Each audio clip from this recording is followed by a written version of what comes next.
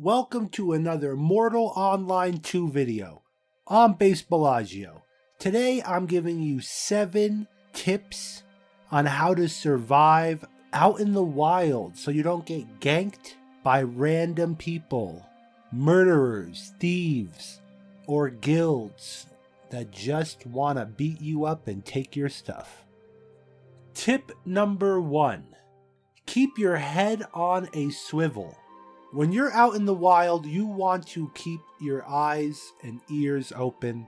More so your eyes, always looking around you, making sure you're not being followed, not being tailed, or large groups are not approaching you.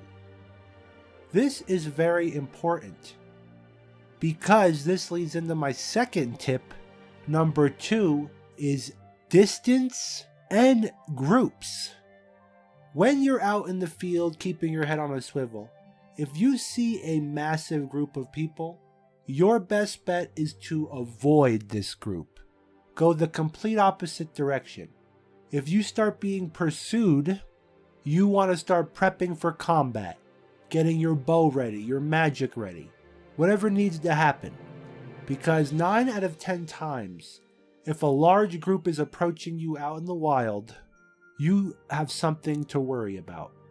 Tip number 3 is stamina and keeping it above a certain threshold. I always keep my horse's stamina above 80% in the wild. If I'm out in a giant open field, a big vista, maybe 60% is where I'll let it drop to before letting it rise up again. The whole point is you want to have a full reserve of stamina for your horse if people are chasing you down, so you can outrun them, outpace them, and the most important, out-stamina them. But stamina is only really in the eye of the beholder. What I mean by that wacky statement is you need a proper horse. This is tip number 4. Not all horses are created equal in the eyes of the knave gods. If you have a mongrel horse and your enemy is chasing you down with a desert horse, you need to sign your will and testament and prepare for death, because your mongrel horse will never be as good as a desert horse. And you really need to calculate what missions you're going to run. If you have a mongrel horse, I suggest running naked to a better horse spawn and trading that mongrel horse out for a desert horse.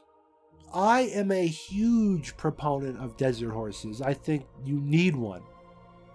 Other people say I'd rather have more stamina. I want a Jotun, I want a this one, I want a jungle. And that's fine, but in my expertise, desert horses will save your life. This leads into our next tip. Number 5, know when to run and know when to fight. If you're completely outnumbered and you fall right into an ambush, you're surrounded, you might as well try to take down as many horses as possible. If you are ambushed completely when you're in your inventory skinning something, you have to scramble to get your weapon out, you might as well just give up. You might as well just run for the hills. Know when to run, know when to fight. If you're being approached 2v1, you might want to engage in a fight if you're a mounted archer. You might want to run away. You'll get the hang of it with your expertise, your ability, and your build on when to run and when to fight. Tip number 6. You need to formulate a mental list of enemy guilds and friendly guilds. Maybe you want to write down an actual list on your computer. Make a file, write it down, Microsoft Word or OpenOffice, LibreOffice. You want to make a list of enemies that have killed you. This is like your little book of grudges, but it's also a diplomacy book. Okay, if you keep getting killed by the same guild, the same people, start writing this down so you know what you're getting into. Write down what territory they live in. If you find these people in Spider Valley all the time, take note of it. Spread the word. Tell friendly people about it. Spread their negative reputation around the land in bars across Merland. Here is a final tip number 7.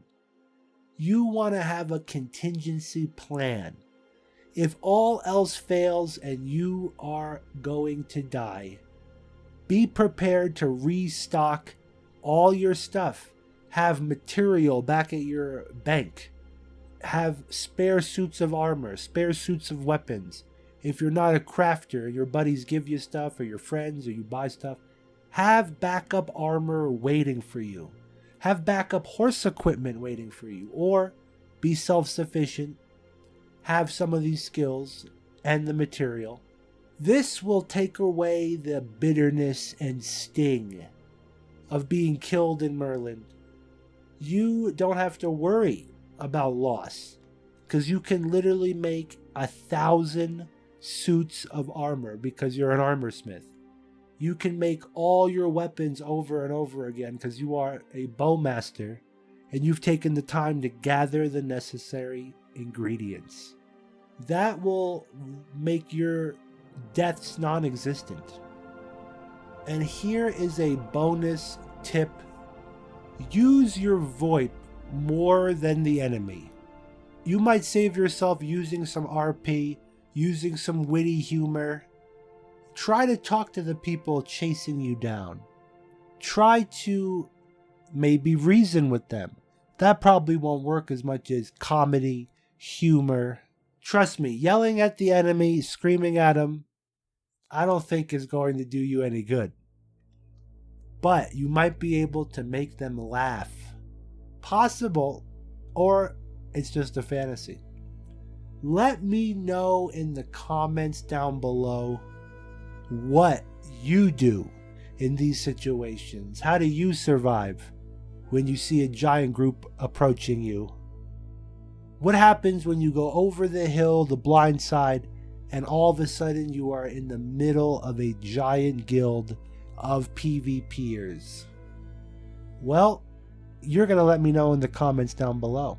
After you give a thumbs up or a thumbs down, hit that subscribe button, and thank you very much for watching.